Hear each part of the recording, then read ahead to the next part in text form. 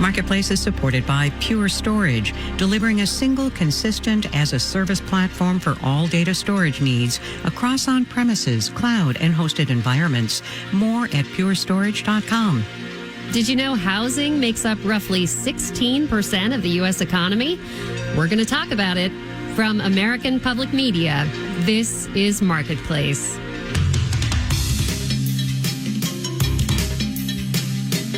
Marketplace is supported by NetSpy, the proactive security solution used to discover, prioritize, and remediate security vulnerabilities for some of the most trusted global brands. NetSpy, cybersecurity that helps keep pace with today's risks at netspy.com. And by Dana-Farber Cancer Institute, whose scientists laid the foundation for CDK4/6 inhibitors, which are increasing the survival rate for many advanced breast cancers. danafarber.org/everywhere. And by the Peter G. Peterson Foundation, a nonpartisan organization dedicated to raising awareness and accelerating action on America's fiscal challenges to build a brighter economic future for the next generation. Learn more at pgpf.org.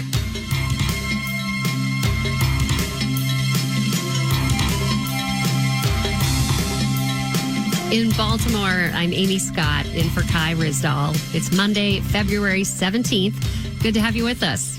One of the weaker pillars of this relatively strong economy has been the housing market, with the combination of high prices and interest rates, plus a low supply of homes for sale. But that last part, supply, has been picking up lately. A new report from Redfin says there are more homes for sale now than there have been at any other point in the last 5 years. Demand for homes, though, is the lowest it's been since then.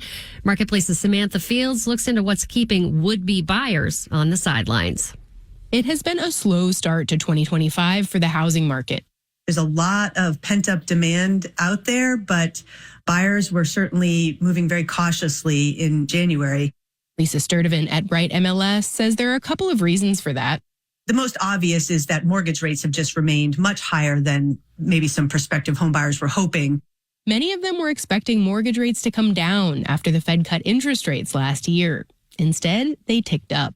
But I think the biggest is really people feeling a little bit uncertain about the overall economy. There's a lot of psychology and emotion that goes into home buying. And we know that when consumer confidence falls, we also see the housing market soften. And consumer confidence has been falling. Right now, to put it simply, we're going through a chaotic period of time. Benga Adjalouri at the Center on Budget and Policy Priorities says, imagine you work for a federal agency and you're suddenly wondering how long that'll be true. You're not going to buy a house if you're worried about a job, if you don't know where your next paycheck is going to come from. You can't make big purchases thinking about long-term future when your short-term future looks very uncertain. Ultimately, though, Daryl Fairweather at Redfin says with this housing market for a long time now, what people have been hoping for has been an improvement in affordability, and we haven't seen that. If there are improvements, namely if interest rates come down even half a point, she thinks buyers will come off the sidelines, economic uncertainty and all. I'm Samantha Fields for Marketplace. Demand for housing may be down, but demand for electricity is headed up, both in the U.S. and around the world. A new report from the International Energy Agency predicts global demand will grow by about 4% a year through 2027. That's like adding more than the equivalent of Japan to global electricity consumption every year for each of the next 3 years. Marketplace's Elizabeth Troval has that one. In some rich countries, electricity consumption has remained relatively flat or declined in the last 15 years. But in 2024, that changed. And in the next 3 years, the IEA expects many advanced economies, including the U.S., to see growth in electricity demand, driven in part by data centers and EVs. But it's emerging economies that will be responsible for 85% of the growth in global electricity demand in the next 3 years, according to the report.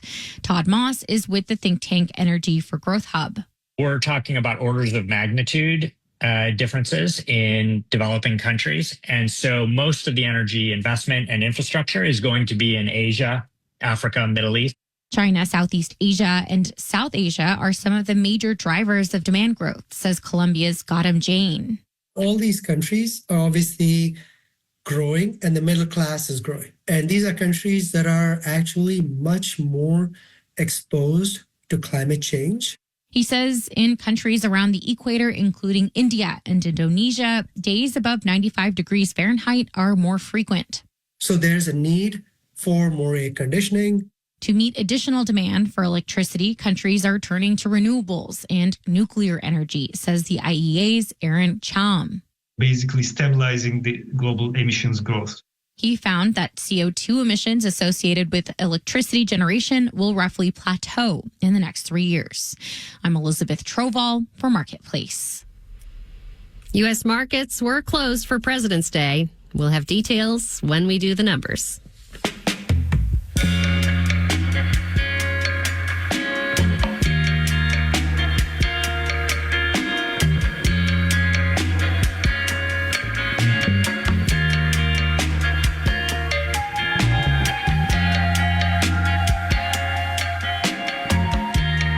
Fewer people are going to college in this country than a decade ago. And with fewer students paying tuition, some colleges are having a hard time staying afloat.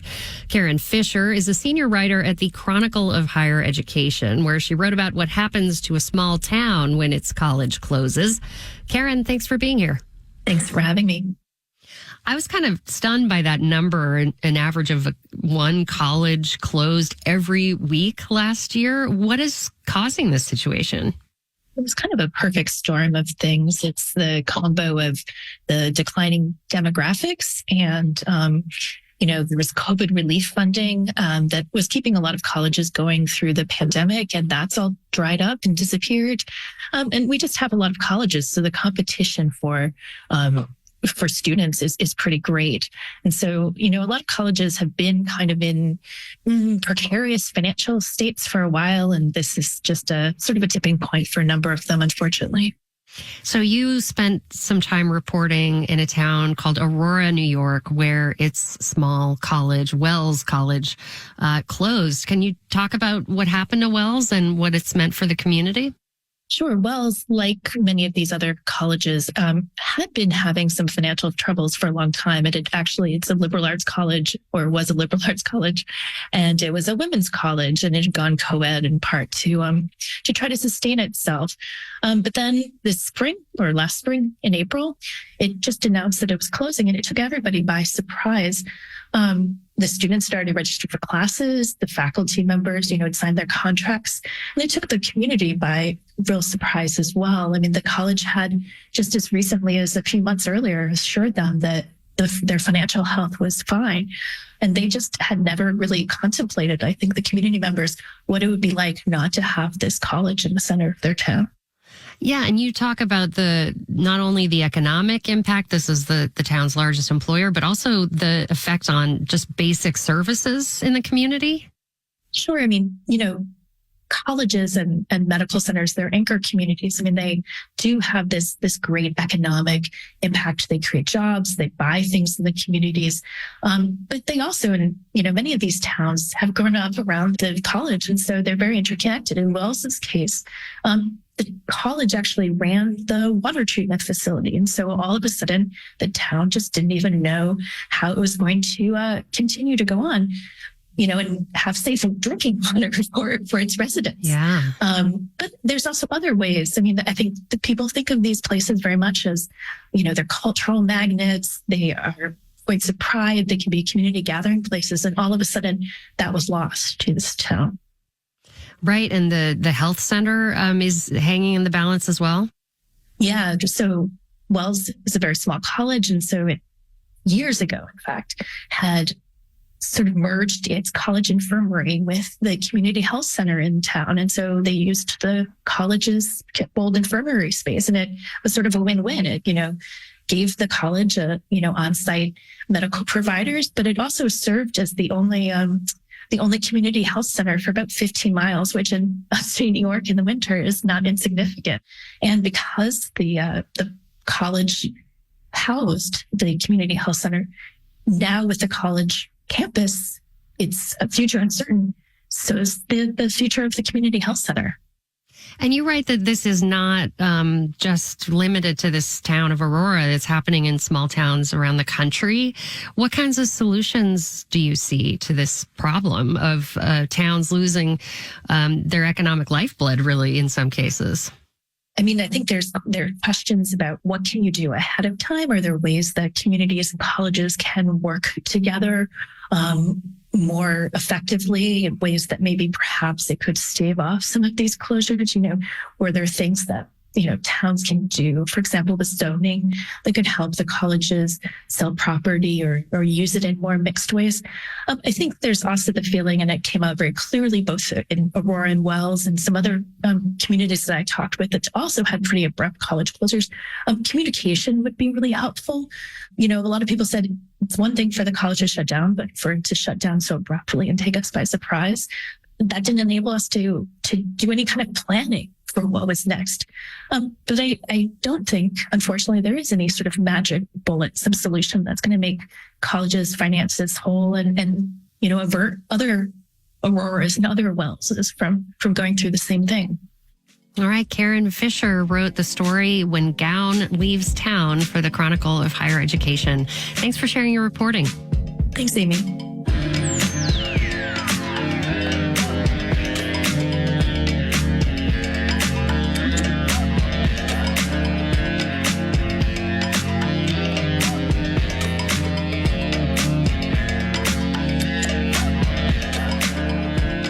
Coming back to the housing theme, according to AARP, most older adults, 75%, want to stay in their homes as they age. But at the same time, 44% don't think they'll be able to.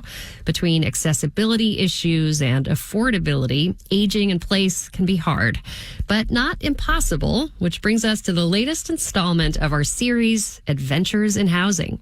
My name is Kirsten Harrison. I live in a senior cooperative in Golden Valley, Minnesota.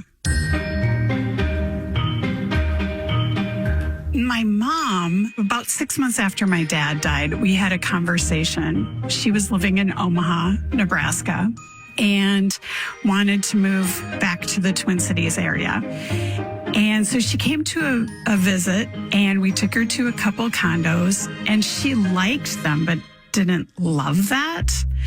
And then we saw an open house at a cooperative. It was a senior 55 plus housing cooperative. So it's resident owned, resident run. And then if something breaks down, the cooperative is the one who comes in and either fixes it or replaces it.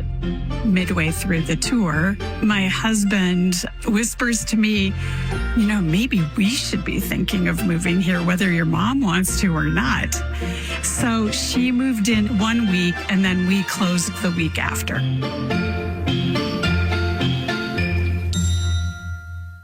We are in a 2-bedroom unit and we paid $115,000 for the unit. And our carrying costs, so monthly, we pay a little less than $1,500 a month. And that includes cable, internet, everything. In our particular building, we have a solarium. We have guest rooms. We have a woodworking room where people are doing woodworking. And there's activities all the time. The one downside of our particular place is that we don't have in-unit washers and dryers. But that's never been a problem for us. And now my husband's brother and his wife, who is my longtime best friend, have also moved into our co-op. And so now we have like this big family affair at our cooperative that we just love. It's like we're back in our dorm in college. Part of our appeal was that we could be in the same place as my mom. And to not necessarily be on top of her, she's kind of a medical obstacle course as far as various surgeries and orthopedic issues. And so for people who can afford it, you can age in place. And we've now gotten into a community that we didn't know we needed. Kirsten Harrison in Golden Valley, Minnesota. You know, we can't do this series without you, so wherever you are in your housing journey, tell us about it. Marketplace.org/adventures in housing.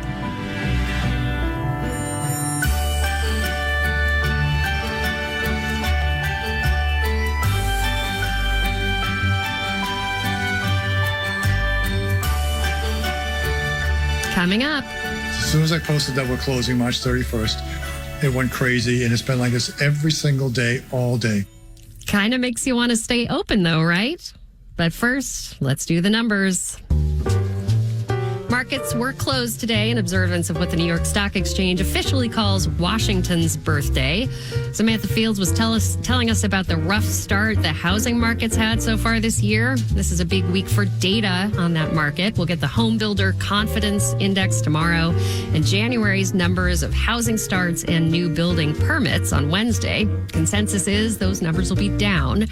Maybe you could even see the sluggish housing market in the retail sales report for January that the Census Bureau put out on Friday. Sales at furniture and home furnishing stores were down 1 7/10% from December, nearly twice the decline in overall retail sales. You're listening to Marketplace. Marketplace is supported by Progressive Insurance, helping protect small businesses and the owners that run them.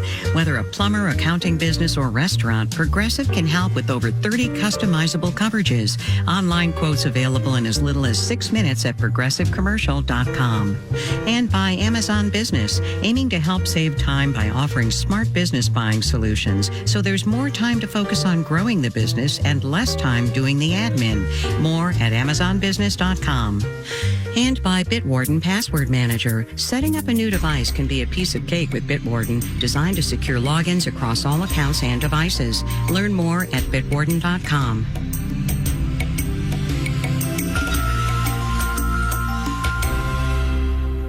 You're listening to Marketplace on 91.5 WBEZ. Thank you for joining us. I'm Claire Lanin from Mel Ballara. Happy to be with you as we wade into another week of news. It's going to be cold tonight, lows later near -3. National Weather Service actually issued a cold weather advisory for Chicago until 9. It actually starts at 9 tonight until noon tomorrow. So plan on staying inside if you're able. Plenty more ahead for you this evening if you're looking for company. Tonight on WBEZ, we bring you the next episode in the series called Division Street Revisited. This week, we're going to meet Ben Bearskin, a Native American who found a way to live in his native culture and also in the big city. Join host Mary Schmeek tonight. This is at 6:30 right here on WBEZ. WBEZ is supported by Red Hat, presenting the event Innovate Together, Strategic Solutions for IT Leaders. In Chicago, March 13th at Sepia Restaurant. Registration at red.ht/innovate2025. This is Marketplace. I'm Amy Scott. Kentucky is recovering from heavy rain and flooding over the weekend with another winter storm on the way. At least 11 people died in the floods, and more than 1,000 had to be rescued. Flood risk is growing in many parts of the country due to climate change.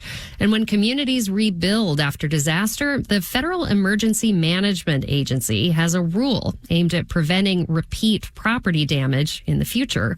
It's known as the 50% rule. Carlisle Calhoun from the podcast Sea Change looks at how it's played out in 2 different communities. 90% of the entire historic town of Mandeville, Louisiana is in the FEMA flood zone. I'm getting a tour from Rod Scott, and all the houses we pass are lifted up on pilings 12 feet in the air. And this is the one that's going up right now. Look at that. Scott's a contractor who specializes in elevating buildings.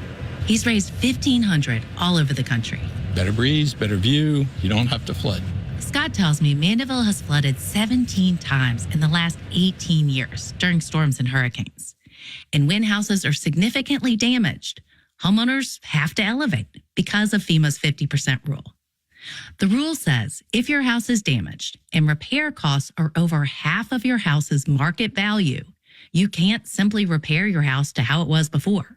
Now, almost all the buildings in historic Mandeville are perched high up on pilings. Houses, restaurants, stores, all up with the birds. Mandeville is the most flood-adapted, retrofitted community on the planet right now. But it's expensive. Just a small house costs $150,000 to elevate. And most of the houses in Mandeville are not small. Some homeowners here have shelled out $1 million to raise their house. Homeowners insurance doesn't cover it. So almost everyone in Mandeville has paid out of pocket. So in this community, there was enough wealth to write a check and do that. But 80 miles south of Mandeville, it's a different story. Reverend Tyrone Edwards is the council member in Pointe-a-la-Hatch, a majority Black town right on the banks of the Mississippi River. Because the law that FEMA created was forced elevation, people can't afford it. Forced elevation. That's how a lot of people refer to the 50% rule. And Pointe-a-la-Hatch is at severe risk of flooding. I'm afraid because I know if a hurricane comes today, this community can't rebuild. In this community, most residents don't have over $100,000 to elevate if their homes are severely damaged. There are FEMA grants available to help cover elevation costs, but demand is high, and these grants are hard to get. So I had a grant to elevate the house, like one of the few in this area that got the grant. That's Chadwick Oncolade, one of 2 residents in Pointe-a-la-Hatch who received a FEMA elevation grant after his house was damaged in Hurricane Katrina. Now, his home sits 23 feet in the air. The house is that high. I see over the levee. I can see the ships. I see everything. Beautiful view. Oncolade knows when the next storm hits, his elevated house will probably make it through all right. But his mom, Virgie Oncolade, lives next door, and her house is barely off the ground. Here we are, what's going to happen if something happens to my home? I don't have the funds to elevate, I don't have the funds to elevate anything. It's easy to imagine Chadwick Oncolade's house is one of the few that survived the next storm. And he's worried about his mom and his neighbors. This is a tight-knit community, and he says people don't want to leave. It's part of you. It's part of your being. So it's like losing a part of yourself if you leave. The goal of FEMA's 50% rule is to create safer communities. But what that often looks like on the ground is pay to go up or find a new place to live. In Pointe-a-la-Hatch, Louisiana, I'm Carlisle Calhoun from Marketplace.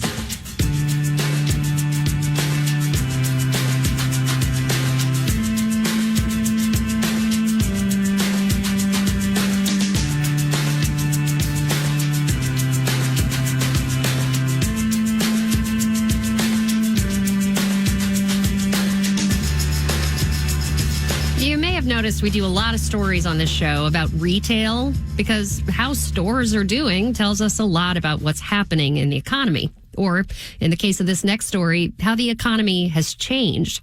Marketplace's Sarah Leeson went to visit a store that's closing its doors after 57 years. Along the main thoroughfare of Arlington, Massachusetts, is a tiny typewriter repair and retail shop, Cambridge Typewriter. The place has been around so long that the phone number on the big sign above the front door doesn't even have the area code. It's packed on a Saturday morning.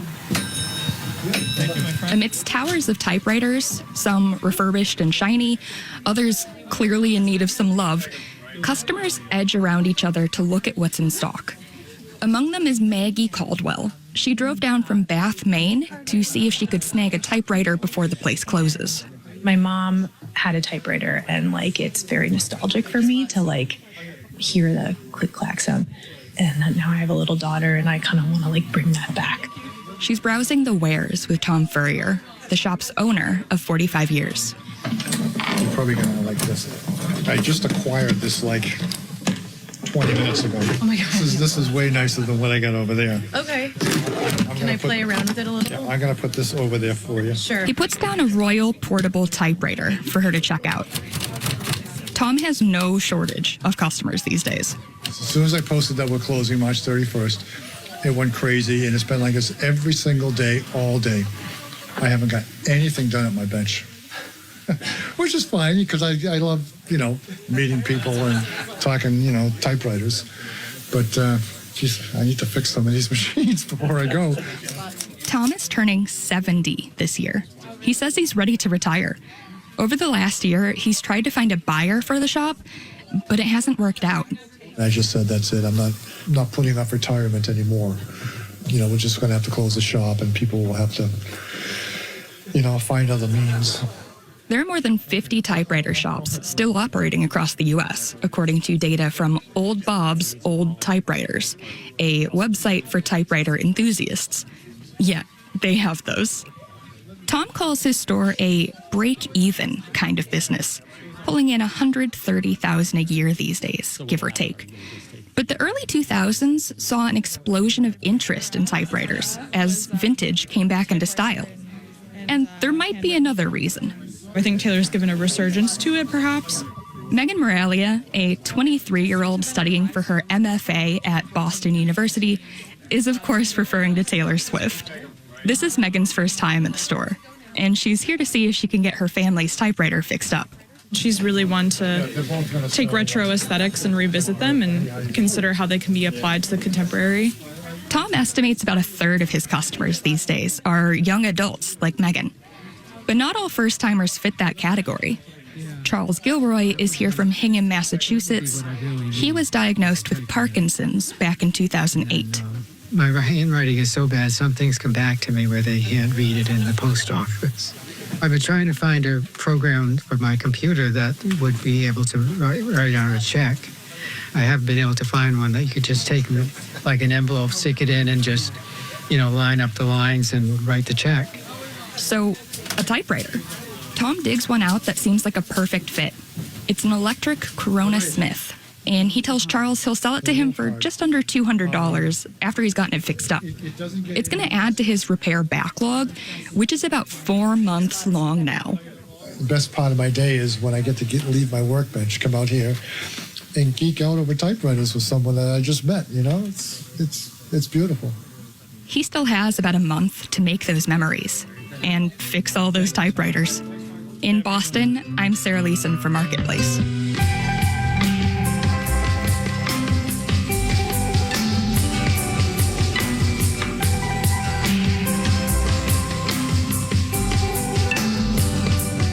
Marketplace is supported by Baird. Baird strives to attract and retain top financial professionals, providing stability and continuity of advice for clients across market environments. More information at bairdifference.com. And by Odoo, dedicated to providing software designed to scale with businesses. Odoo's programs for manufacturing, accounting, and more aim to provide building blocks for creating a custom software suite. Odoo, what small businesses need. This final note on the way out today. Kai ended the show Friday talking about potential layoffs at the IRS as Elon Musk and his Department of Government Efficiency work their way through the federal bureaucracy. Now, several outlets are reporting the DOGE team is trying to access an IRS system that includes detailed financial information about every taxpayer, business, and nonprofit in the country. Meanwhile, a federal judge said today she hopes to rule within 24 hours in a lawsuit aimed at blocking DOGE's access to information systems at 7 other federal agencies. Our daily production team includes Andy Corbin, Iru Ekpunobi, Nicholas Giang, Maria Hollenhorst, Sarah Leeson, Sean McHenry, and Sophia Terenzio. I'm Amy Scott. We will see you tomorrow.